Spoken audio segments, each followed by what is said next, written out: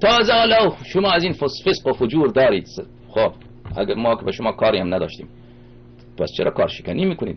فسق فجر بی دین ها، چرا کارشکنی میکنید؟ شما اگر خودتان خدمت امیرالمؤمنین علیه السلام نمی کنید، شما یک موقف ولایی، یک کار در راه نصرت حضرت زهرا سلام الله علیها انجام نمی دهید، چرا یک کسی دیگر اگر میخواد انجام بده در برابر او جبهه میگیرید؟ شما ملاعن، شما فسقه فجره، شما در برابر این همه بدعت ها، کفرهای خامنه ای نه تنها ساکت هستید، همیاری هم میکنید. میدانید که امروز مردم ایران از دین برگشته. علتش کیست؟ علتش خامنه ای و خمینیه و علتش سکوت علمای شیعه است.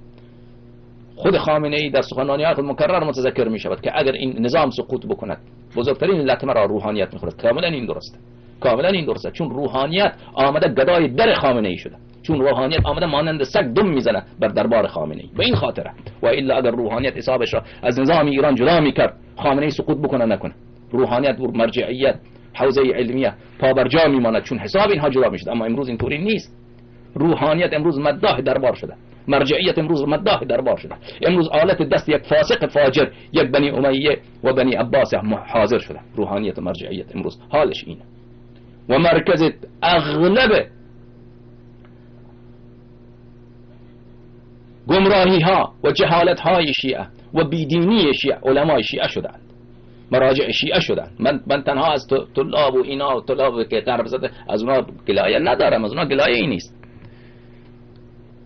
علمای شیعه، علمای سنتی که خودشان را سنتی میدارن، در این مسئله خیلی مسئولیت دارن، خیلی زیاد مسئولیت دارن.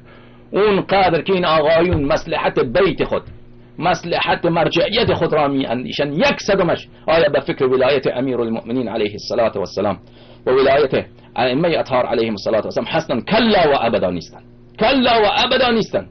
همه فکر و ذکر اینها مرجعیت خودشان، مصلحت بیت خودشان که این چطور مقلدین بیشتر میشه، چطور وکلای ما بیشتر میشه، چطور خمس از فلان تجار چطور بکنیم، همش به این فکر و ذکر هستن اینا. فسقه فجره. خدا از شما بازخواست بکنه، خدا از شما بازخواست بکنه.